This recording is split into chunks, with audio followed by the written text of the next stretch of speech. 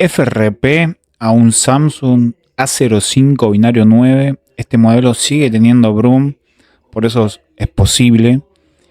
Pero hay equipos recientes que le han parchado el Broom, por eso no van a poder hacer el proceso de esta manera.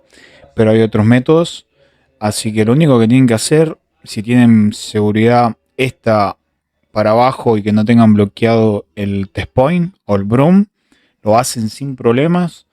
Le dan FRP, el proceso demora 10 segundos como mucho.